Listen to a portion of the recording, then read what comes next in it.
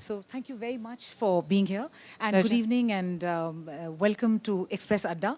And thank you very much for waiting. For a lot of them have been here since 6, but I think traffic and things held Mrs. Irani. But thank you so much for your time, ma'am, at a difficult time on a working evening. It's a privilege to host you at the Express Adda. Adda, as you all know, a lot of you have been with Adda before. It's exactly that. We want to just celebrate conversation.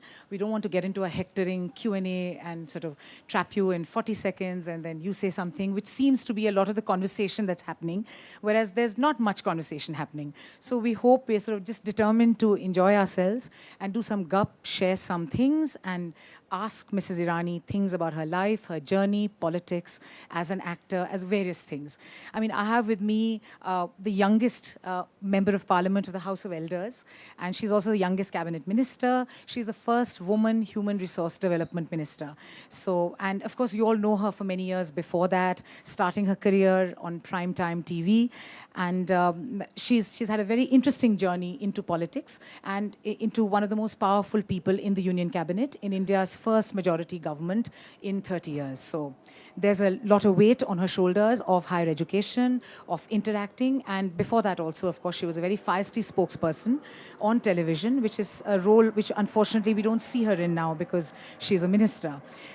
So we would want to talk to you about yourself, work, things, stuff that's been coming up. So it's about all of that. And we'd like you to share as much as you can, little stories and all that. And our guests here will also get a chance to interact with you at some point. So let me first ask you, Mrs. Irani, who is your favorite spokesman on TV today? I don't get to watch a lot of TV given the kind of work I have. And I am late here because I ran straight from Greater Noida, hopped into the office, met around 5 to 6 batches of people, held Kami Kapoor hostage to one of those meetings, and arrived here. I don't get to watch much of it, but I'm sure that whoever's on it is doing a splendid job. Okay, she's also a diplomat, other than being an excellent all of the above thing. Okay, so Mrs. Irani, there is a tendency, I mean, everybody's looking for slots for everyone else. You're an actor, politician, spokesperson, handling higher education. So I'll leave the burden And of school. And yeah, okay. And you're a mom, you're a wife, you have to do all of that as well. So tell me, you start with slotting you. Tell me a little bit about your journey. I don't slot me. Okay, don't slot me yourself. Then take me down your path. I don't think that a human being can be looked upon in silos or only through the prism of a particular relationship or dynamic. I think that whatever you are is an amalgamation of your circumstances, of your journey, of your experiences. So if you ask me, I think that in terms of my journey, I was a very introvert kind of a child who spent most of her time with her books and imagined the world to be like the books that she read.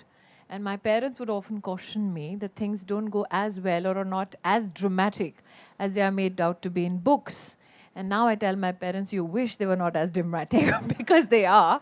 And I think from that to a point in life where I wanted to take a decision as to where I was headed. In my family, I'm one of the first girls to ever work, have a profession. And I believed that when my parents decided, particularly my father, that everybody tends to end up, you get out of school and you get engaged and you get married. And I said, well, I have lived my entire life being your daughter and that of my mother's. I live my rest of my life as someone's wife, but I need to find a space where I know how to live for myself. Now that I'm a parent and I look back, it was very scary, I'm sure, for my parents to let me go. I think they were pretty brave doing it. And I wanted to do it in a city where nobody knew nobody and where main kiski beti hu ya beta hu does not end up getting you a job. And media was the only business where my parents had absolutely no connections, no interactions with people. And I came to Mumbai to get into a profession where I could carve out my own niche. I had absolutely no dreams of being either, a big film star or a very well-known actor. I only wanted to carve out a niche for myself insofar as a paycheck goes. So I came to the city wanting one of my first jobs before I left Delhi, apart from trying and selling some cosmetics on Janpath. I also dropped in an application form to one of today's India's most recognized television production houses, which runs a news channel, and I was rejected. So I'm glad that I got so You're many lucky. rejections in life, because somewhere I was asked once, Ki, what makes you think you'll succeed? And I think the question was posed to me when somebody was really exasperated by the fact that every time you'd knock me down, I'll stand back up and say, let me give it one more shot. And I think I exasperate people even now because I tend keeping getting up every time you take a hit at me. Great. Tell Mrs. Rani, you started on primetime TV for an incredibly young person. You really punched to being the Saas and the Bahu, which was there's a time when women, with your talent, etc., with that opportunity, would not even play Badi Behen, etc. They're hesitant to do that. You took that on. And I was very which was clear. a bold move. No, I think that it was a very, it was a thing that needed to be done. I knew that I had built up a character with the help of a production house, which was historic from many perspectives. And I wanted to deliver it to the best of my capacity. I did not anyways pursue a glamorous career per se. I wanted to be the best actor I could possibly be. If that meant that the role needed to graduate to a certain age level, I was okay with it, because for me, my personality was never linked to a bindi or a sari type, or for that matter, the length of the Mangal Sutra I wore. For me, what linked me to my audience was the emotion that I portrayed on screen. And as long as you are very, very confident of that relationship as an actor with your audience, it doesn't matter whether you play Saas or Bahu, as long as people connect with you emotionally at some level. No, I mean, that was a good thing, I thought, and I meant that as a bold thing. And even in politics, there are very few people who'd be cabinet minister in the first time that they're ministers. So do you think, as you said, the knocking that you ended the first question with, could that be I think that there is a difference between the two. You can't compare the two, because you become an actor by choice. You get to be a cabinet minister after you're carefully selected. And that selection is not something which you control. So there is a difference between the two. I became an actor, or I graduated from Bahu to Saas out of pure choice. But from a political activist or a karyakarta to an MP to a cabinet minister was not out of choice, because I fulfilled certain projects which were given to me, implemented them well, had a lot of work experience in the field of going from state to state. And in every step of the way, I was measured for my work. Then I was taken forward. So it is not out of choice. It is when your seniors sit together and select a path for you. Yeah, okay. So just a little bit on education, if we can move on a little bit.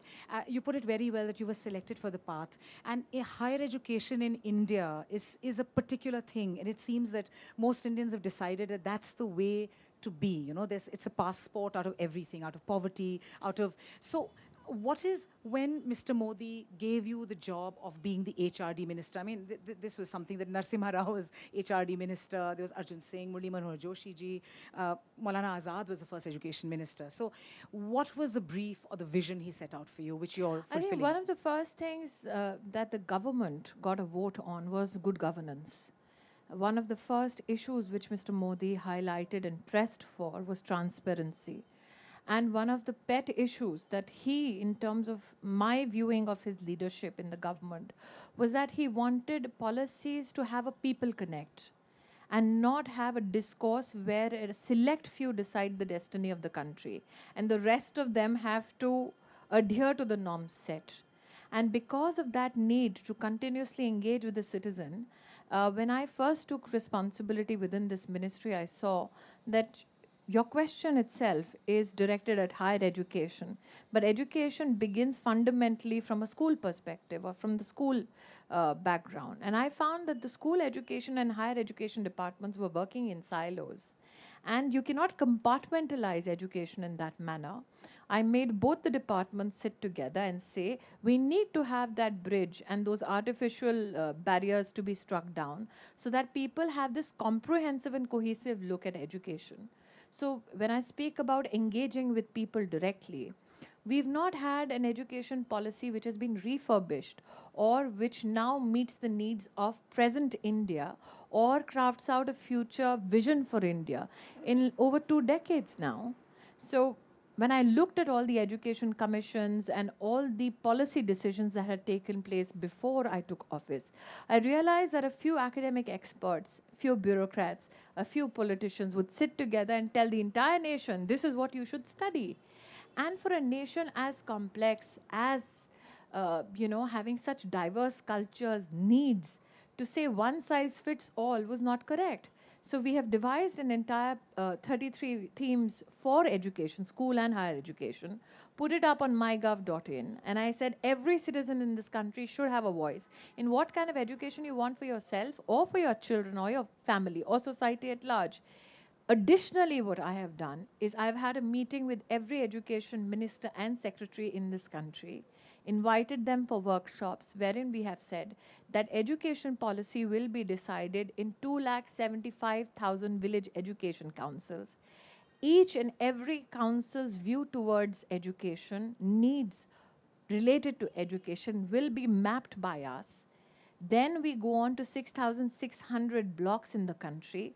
All stakeholders will be invited, including parents, including academic experts, which might not have a national base, who might not have, any kind of features written about them, but who have very, very rooted experience in education. They will have a voice. We will do similar stakeholder meetings at the district level, at the state level, regional level. Additionally, we'll have a top-down approach that we will have thematic representations from academia, people with administrative experience to come together and give us their views, and we'll compile all of this together in order to formulate the new policy. So this is an exhaustive experience, it seems like never a very been good done plan. before. Yeah. Do you and anticipate? It will be done now. Do you anticipate problems because education No. being a state subject? No. Do you have a parallel mechanism where you No, consult my with state experience governments? in the past 10 months has been that on the issue of education, I have managed to create political consensus. Education per se, in terms of the ministry, became the fulcrum for political friction. And anybody who takes charge of this particular division in the government of India needs to understand that children cannot be vote banks. And ultimately, if we are to serve the interest of students and children and parents who work so hard to put their children through the education system, we need to work together. And I'm glad to say that I have met absolutely no opposition, no friction from any state in these past 10 months. So is it, I mean, I would imagine, and I'm very it's interesting to hear you say that there has been no friction, etc. But isn't the thought industry can be sometimes tricky? I mean, did you run into those things with, everybody thinking that they are, how do you deal with sort of people who think they are the thought czars or the gurus? I think that everybody can be left to their own dispensation, to their own judgment of themselves. I think my responsibility as a minister is to give each individual a platform so that everybody has a voice. That voice might not agree with mine, but at least in this democracy, they have a reason and the right to address certain issues from their perspective. And administratively, whatever is in the nation's interest shall be done. And we are trying to formulate even an administrative structure so that all these policy related issues, when they come to the fore, we also have an implementation structure along with it. Because just to have thoughts curtailed to a paper will do the nation no good. So you think you're good with people who disagree with you? Have you ever tell me a story? Well, You don't need to take names. Irrespective of the horror story somebody writes, I am good with people who disagree with me. In fact, just Give a me an little example. anecdote. Yeah. Just a little anecdote. I had this new officer who's come into my department, and I was having one of these review meetings, and he looked absolutely petrified. Obviously, I'd read a lot of reviews and reports and heard a lot of rumors, and I just looked at him. And suddenly he said, no, I'm new. I said, I didn't say anything yet. So I said, sir, have you heard horror stories about me? He did not have the courage to say no. He just sat there. I said, don't worry, they're all true. I think that a narrative is created, a myth is built around it, but ultimately the idea is to keep focusing on the job. I don't think that my image as a Neta who terrorizes, hard taskmaster, I don't know, but yeah, I have read a few references of a Neta who terrorizes. But I think that that holds me in good stead. Because well-meaning people perform irrespective. And those who might have a little bit of sankoch might feel, okay, let me work. Because ultimately what counts is not what political inclination or affiliation you personally believe in or belong to. What matters is people have given us this responsibility to deliver on issues of good governance. And as long as we deliver, Uh, a lot of your ministry, I mean, a lot of ministries deal with institutions, but I think HRD particularly is constantly dealing with these towering institutions. Yes. You have the IITs, you have the IIMs, you have universities.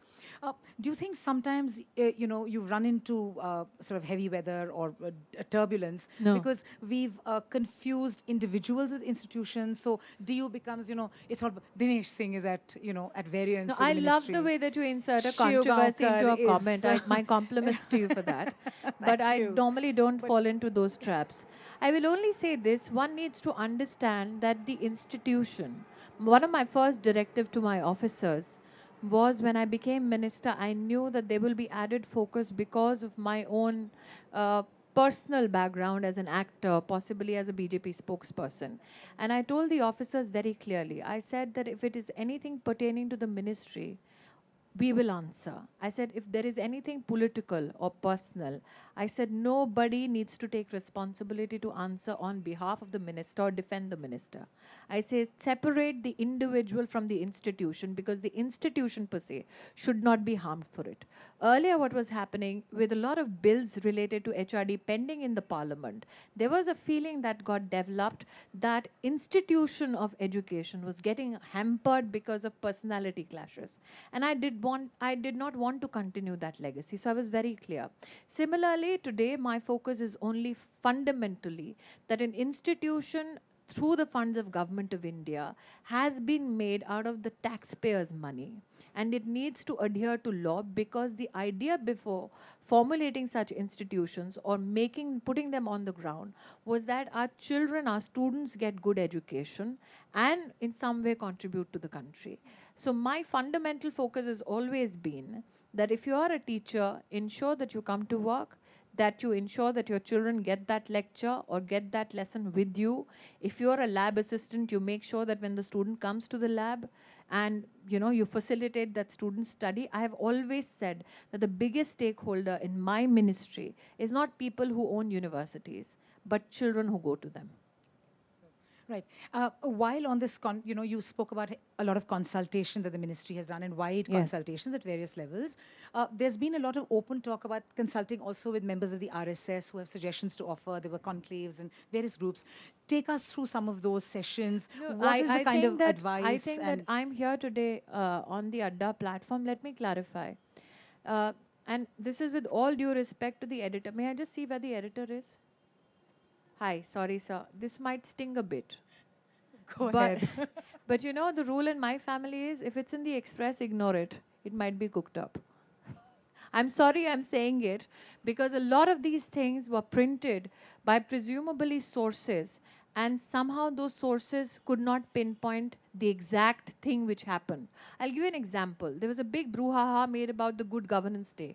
All schools are open on Christmas Day. My God, the heavens descended on me and bashed me up. But when you look at the reality, what happens? That there is an online essay competition which is done, and voluntarily students are told if you'd like to participate in it, you can. There's a big brouhaha made. Oh, she's changing the name of Teachers' Day to Guru Utsav. What happens? There's an online essay competition which is called Guru Utsav, and somebody has just mixed the two and possibly thought that I've renamed Teachers' Day. There is another controversy about Dr. Anil Kakodkar, which was started. Oh my God, she is rubbing prominent, eminent academicians the wrong way. And somebody came up to me and said, he quit. I said, no, he's still on the board. In fact, he's going to IIT Indore to do the next round of selections of directors there. And I have videographic evidence that he has done group conversations with all the IIT nominees who are to be selected for the next round. Now, can you imagine a cabinet minister of Government of India has to carry videographic evidence to prove that I'm sorry, there was a wrong report printed. So you're not consulting the RSS, coming back to my question. No, I'm very clear. I have said it in Parliament. You can check back the records. I have said steadfastly that the curriculum issue on which there was a big hangama made, curriculum will be formulated on the basis and within the constitutional framework only. And I can't add to that. I mean, you can't say that whatever is said in Parliament is also not to be taken seriously and should be not given that much of weightage. Unless you're Smriti Irani, I mean. Ma'am, talking about curriculums, we've had, there was this other thing, not just the Express, but everybody has written about it, commented about Yes. it, about Mr. Dinanath Batra's books particularly came under focus, and they've been adopted by... They don't concern me. No, I'm not about your ministry, but Yes. but as a parent, as we know people, our children are, Nobody is reading them in my house. You wouldn't want As them a parent, I'm just talking about the No, fact fair enough, my but, children read the would you be books happy as with my them reading children Mr. read Batra's books as history? prescribed by the Delhi government because they're in a Delhi school. No, You but see, one needs to understand that every state government has the constitutional right to formulate certain educational structures, academic structures within the state. Are you to deny the state the right to a particular formulation because you don't believe in that ideology? And are you expecting a cabinet minister to cross that federal jurisdiction and say, well, I'm not sorry, you federal can't do jurisdiction. that? It's a thought about, I'm sure you've So the seen child the books, that I etc. have read a book, read a history book which said Lokmanya Tilak is an extremist. My child who reads a newspaper which says Osama bin Laden is an extremist goes to class and reads, well, Tilak is an extremist. And he is asking me, how is that extremist different from this extremist? That's a good question. So one needs to understand that there are many challenges which will only be addressed when you have a comprehensive education policy that looks at all these issues. As to, we have children today who have access not only to books but also the internet, where they can go and get some information and compare the two and say, well, maybe what my book is saying is not right. And you have to, as a parent or as a teacher, be engaged with them and tell them what is right. But can you imagine as a parent being put in a fix and going on to explain to your child how Tilak or Bhagat Singh is not an extremist? Like Osama bin Laden. The horror of it. Can you imagine? What are the sort of good history books that you think should be taught and read? I mean, if my we were sitting in... responsibility and my job is not to make academic decisions for students. That is why we have autonomous institutions in this country. And that is why I said that you have to make sure that the individual is separated from the institution.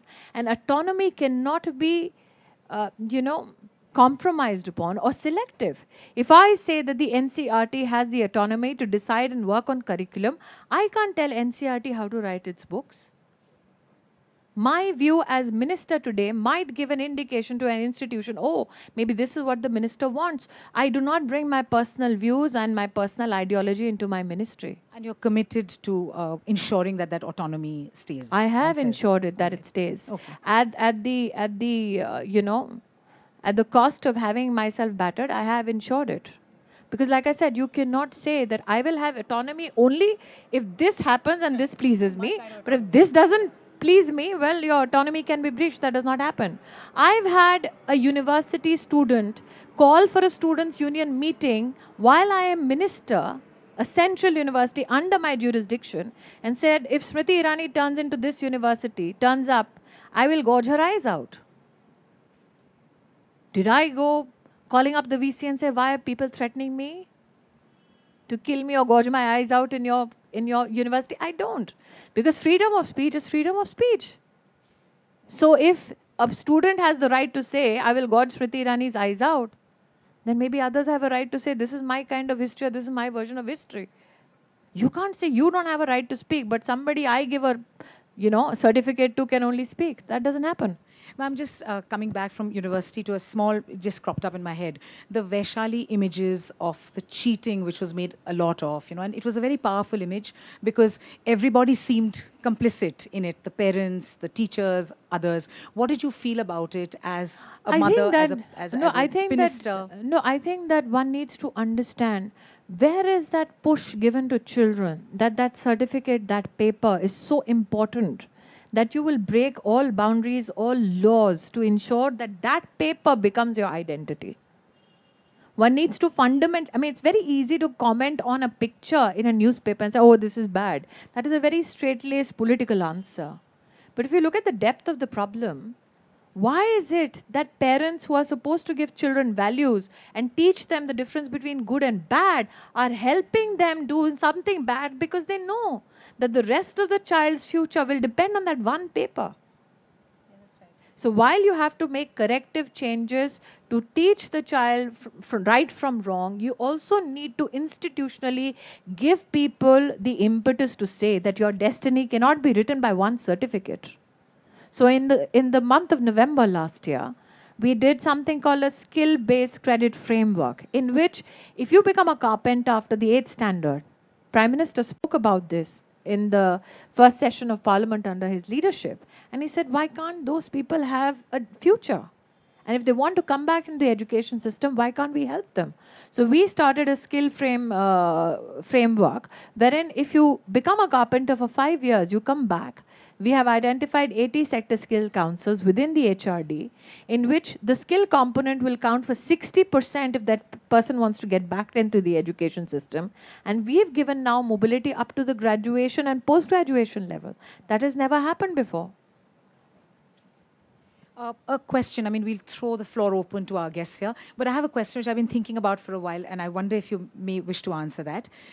It's semi-personal, so may I ask, is that okay? No, if you're so hesitant, you should not. No, I'm going to ask, which is that, ma'am, you know, I know a lot of people like you and a lot of us here are married. You're married to somebody who's not of your caste. My marriage is not up for discussion. Okay, fine. I know I want to ask you about love jihad. So my marriage is not up for discussion. But okay. My office is not my marriage. Okay, all right. So I don't ask you what the chishti behind your seema means.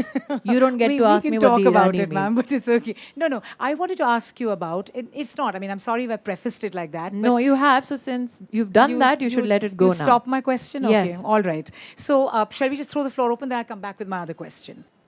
Good evening, ma'am. You mentioned the National Skills Qualification Framework, yes, which you are in the process of implementing. It's being rolled out in 2,000 schools. I know about it because I'm on the National Steering Committee. In fact, I was actually chaired the task force for the ministry which wrote that document. My question is, how are these children going to get jobs if employers and the private sector are not engaged in the design of the curricula, in the certification process? So were you there in the last meeting the HRD had? The last meeting of the Skills Qualification Framework?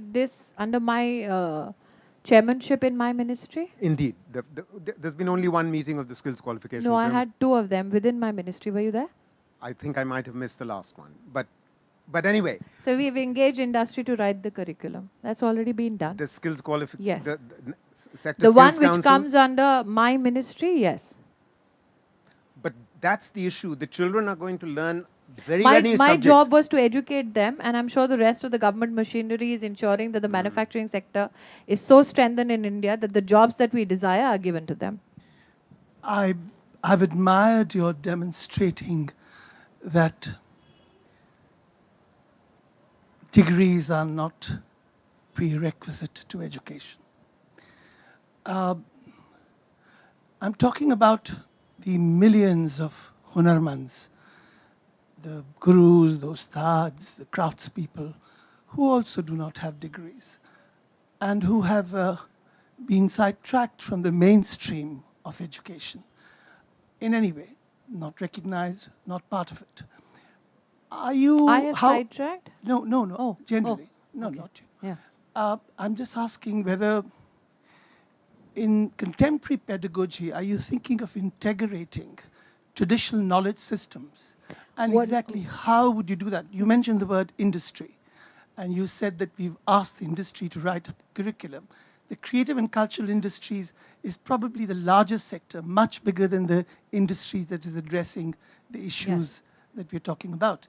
How have they been referred to for creating a curriculum, a mainstream curriculum that meets traditional knowledge sector within the curricula of the education? This is a part of the new education policy discussions that we are having. But one of the biggest challenges that I have seen artisans face is there are less and less people who appreciate the distinction between various arts and crafts. And parallelly, while curriculum issues or policy issues are being drafted or pondered over within the ministry, what we are also doing is start a program called Kala Utsav. Have you seen it in Kerala? Kala Utsav is something which has been going on for decades in Kerala, wherein in every district, in every school, yes, they basically encourage students to compete with each other on the basis of local craft, art, song, dance, and then have a state level competition of the same, so that there is an appreciation and understanding of local art and craft.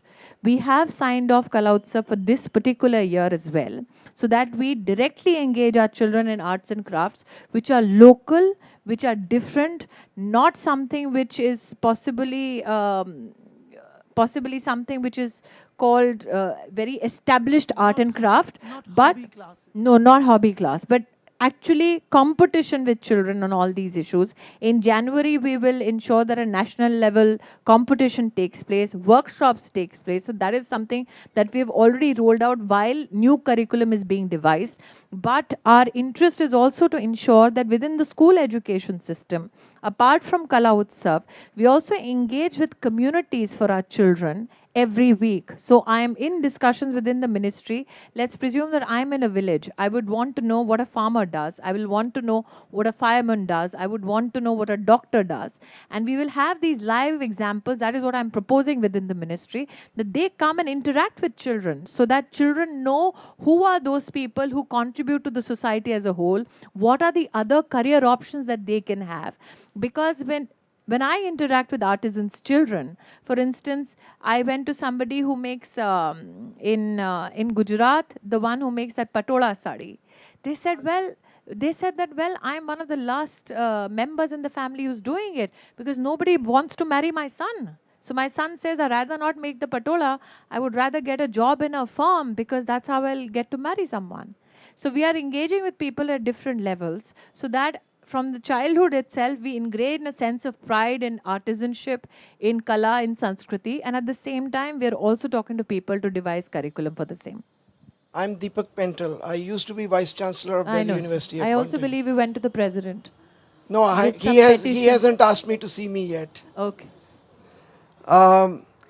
What is your vision of what a university in India should be? Are we interested in global competition, or we are only going to set our own parameters about what a university should be? So you would rather be judged by global standards and not have standards of our own? I would. And have you studied how we are ranked, sir? Well, we are not ranked very well. No, but have you studied the pattern on which they rank us? Well, that how they come to our vice chancellors and our IIT directors and offer us 40,000 pounds. Let me put it this way, ma'am. This is. So I'm still speaking. No, this is an escape route No, which it's we not. have been. No, I'm not saying for you. We have been adopting it because a good university's definition is. So let me say only this much, sir, that with consultation with all central universities and the IIT IM systems, we are devising a new national ranking system, which we have presented to the Honorable President within the visitors meeting with all vice chancellors. So that apart from global standards that we seek to aspire to, we also have national standards, because all our vice chancellors, all our IIT directors say that we need some kind of a measuring tool for ourselves, because we know our demography better, we know our needs better. So while everybody is free to aspire for global standards, at the same time, we are devising a national ranking system in conjunction with all our vice chancellors, all our IIT and IM directors. But ma'am, knowledge is universal. I only want to say this. And I'm sure that you will agree with me, being an ex-vice chancellor, that the men that we pick or women that we pick to lead these academic institutions know that knowledge is universal. Hi, my name is Pratibha Advani. Yes. I have a question. How have you perfected the art of articulation? I fought with my husband a lot. I've practiced on him. What's a typical day like for Smriti Irani? Typical day. Wouldn't you love to know? Not something that I can talk about, especially being married to an Irani and having the mad kids that I do. But let me just say this, that the typical day begins with hugs and kisses and ends with it. Wonderful. I, for one, very happy to see a woman HRD minister and a young one at that. So congratulations. That's wonderful. My question is really related to gender. You know, the whole issue of how do we bring young girls. I know we have a program going on, Beti Bachao, Beti Padhao, and that. But there has to be something, you know, more realistic, which is done at the grassroots level, perhaps an incentive scheme for parents to ensure that children don't also drop out of school. You know, they may start going to school, then drop out. And then we have a large number of illiterate women. And the statistics, as you know, are shocking. We have the largest number of illiterate women in the world. So is there something which will be done for that as well? The Beti Padhao aspect, Kishwarji, from the Beti Bachao, Beti Padhao program actually addresses this particular issue. School management committees in our schools are to comprise 75% of only parents of those children who are going to that particular school. And we have said that in 100 districts that we have earmarked for the first phase, we have said that school management committees will get up to 5 lakhs of cash incentive and extra support if you ensure that all the girls in one class, let's say from primary school go on to middle school and from middle school go on to higher school. I think with that cash incentive flow, a lot of communities will be engaged and want to ensure that the daughters go ahead. We started a project called Udan. If you notice the board results, you will find that the girls outdo the boys. But when it comes to technical education, we see only 22% of girls, they go from other higher educational institutions to technical institutions. Under Udan, what we did was we uploaded all the competitive exams for technical education entrance onto a particular device. We gave that device to a select 1,000 girls from across the country who excelled in their board exams. The beauty of it was that 305 girls belong to families that don't even earn 1 lakh rupees in a year collectively. We gave them that resource. Additionally, we gave them a 24/7 helpline number on which whatever course material they read, they call up. If they are stuck somewhere, they can get a response. On the weekend, we've given each child a mentor. Mentors are either IIT professors or professors from universities or from technical institutions who mentor these girls. And the various tests that these girls give, let's presume that she gets 60%. That is the amount of money we put in as fees into the institution that the girl goes into, which is unique, one of its kind that we have done. So we are trying these various methods to ensure that we encourage girl-child education at various levels. We have a project called Balika Shivir.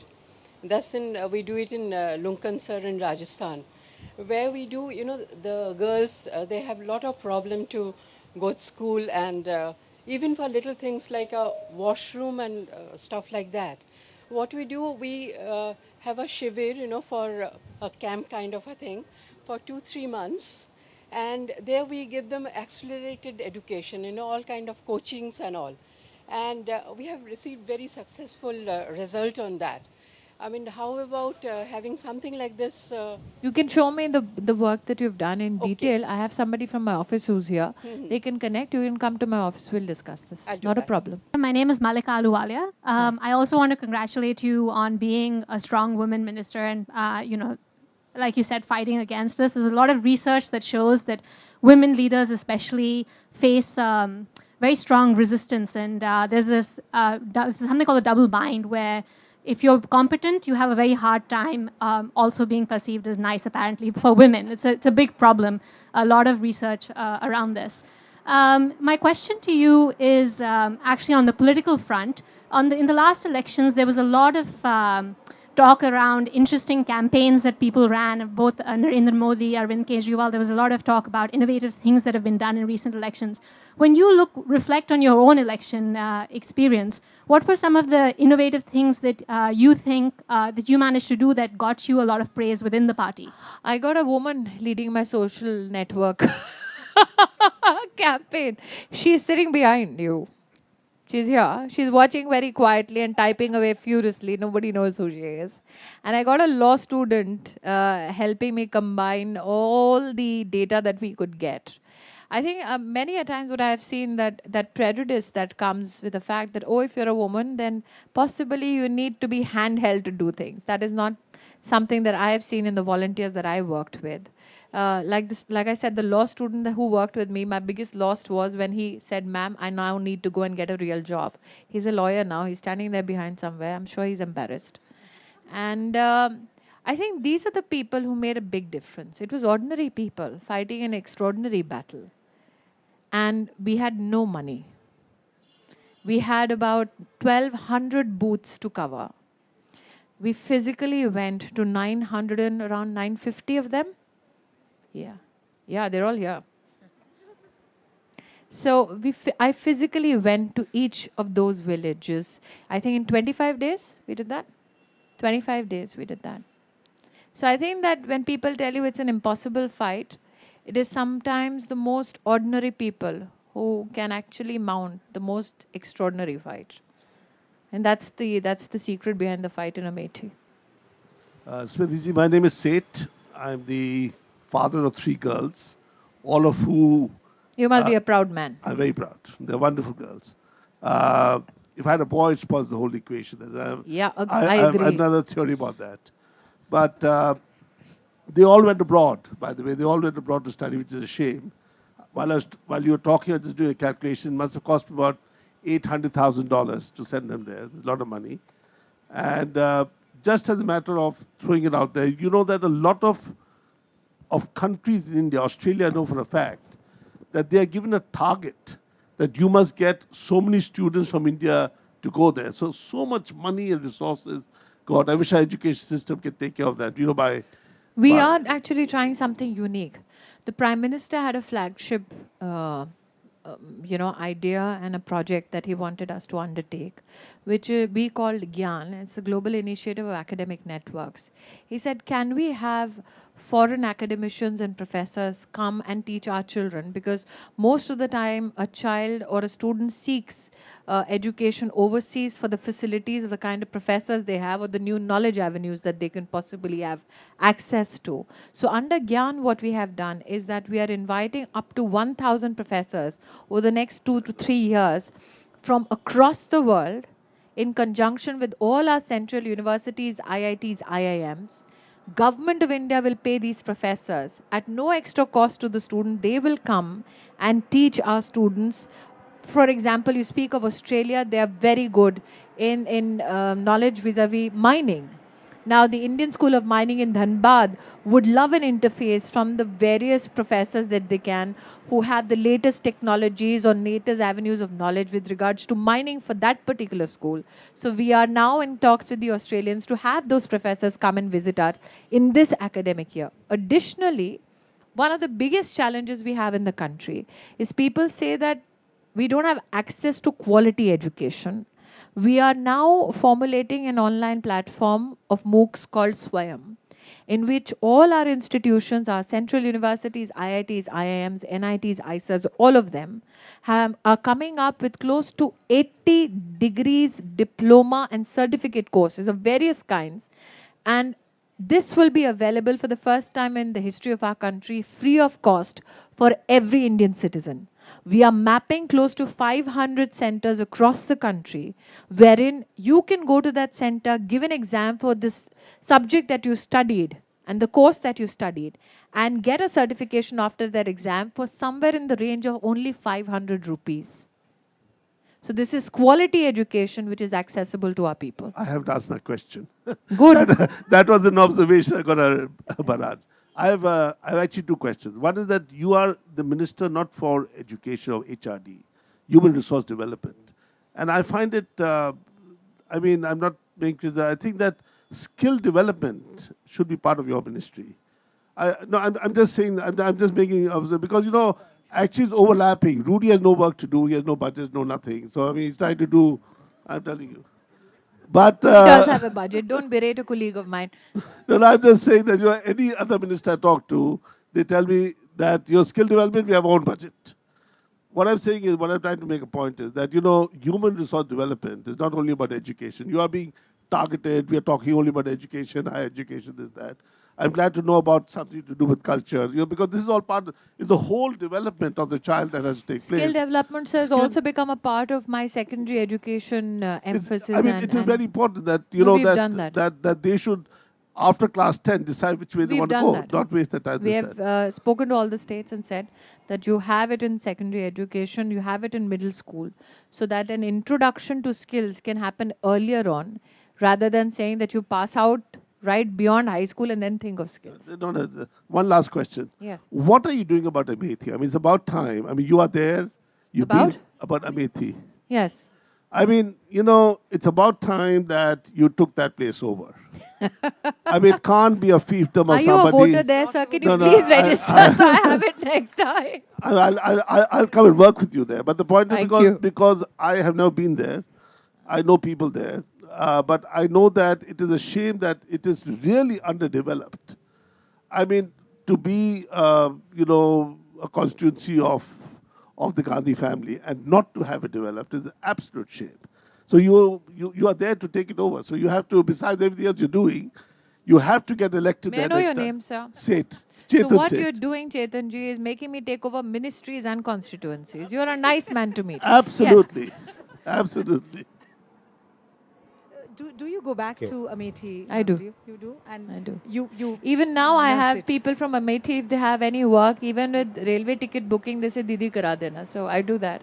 So from railway ticket booking to bachon ka admission to if somebody falls sick and has to be even airlifted, they go to Lucknow, then I get them in Delhi, we get them treated, we get them back. Ma'am? Yes. Yeah, right in yes, front sir. of you. Yeah. My name is Prashant Solomon. I have a son and I have 2 daughters. My son has special needs. And as a parent of a child who has special needs, we've seen the whole process of how to go about getting a child admission and education. Luckily, we were lucky enough to get him into a good school, into Sanskriti. Now, I just want to ask you a question in particular about special needs education. Because, it is something that there are a lot of children who have special needs and they may not really fit into the mainstream category, what we consider as education, but yet they are talented in their own ways, they have other kind of skills. So my question is 2. One is, what are the plans that you have of improving and expanding special needs education across India? Secondly, another question, there's a big debate in special needs about integration and non-integration. Because sometimes children who have special needs, they need to be integrated into the mainstream, but then at the same time, sometimes because they don't match up to the other children academically, it kind of has a deterrent effect also. So how do you balance that, and how do you plan to increase special needs education and training for special needs teachers? Well, Prashant, firstly, let me just say that it might be easy for many people who meet you to say that they support you or they applaud you for your effort. But I'm sure as a parent, it must be a day-to-day struggle to look after your child and balance your time with the rest of the 2 girls in the family. And let me say, as a parent and not as a minister, I appreciate that effort that you put in every day. I will also say this, that last year we gave special focus to teaching methodology for special needs children. We did that with over 27 lakh teachers in the country. We have a national mission for teachers and training, which the Honorable Prime Minister, he started it on the 25th of December in Banaras. And in that, we have now made it mandatory for every teacher to learn how to educate a special needs child. Earlier, there used to be specializations only with regards to few teachers. I said no, does not matter which teacher goes where, everybody should be trained enough to know how to handle the needs of a special child. So that we have done. Fundamentally, that's a big, big change. We have changed the NCTE regulation, which regulates how teachers are trained in the country. We have, earlier it was a 1-year course where you get a degree and you come out and you teach. Now what we have done is, within the NCTE regulation, we have said that for 20 weeks, a person who wants to be a teacher has to physically teach in a classroom, get evaluated on that, and only then will they get the degree to become teachers. Now that means that your teacher then has real-time experience with all kinds of challenges with regards to education and teaching. can be mentored while they are performing that activity. And what we get at the end is a person genuinely ready to take on the responsibilities of a teacher. And in the national mission as well, the institutes of excellence that we are setting up, or the inter-university centers that we are setting up for teacher training, we are taking special care to ensure that children with special needs, the training themes for these teachers is additionally looked after. And for that, in my consultation within the ministry is a lady who has worked for years in this particular sector. So it's not as if we are engaged with people who do not know the fundamental challenges of children with special needs. We are taking people with experience to tell us how to implement it on the ground, and we've already begun that work from last year itself. But this MOOCs platform that I'm talking about, Swayam, I have also requested people to devise something specially for specially able kids. Apart from the degree, diploma and certificate courses in higher classes, you see from class 1 to 8, we've given free education. But I'm also saying we put on class 9, 10, 11, 12 also on the MOOCs platform. So those who leave their education behind have this platform to get online education, and it needs to be mobile friendly is also a directive I have given.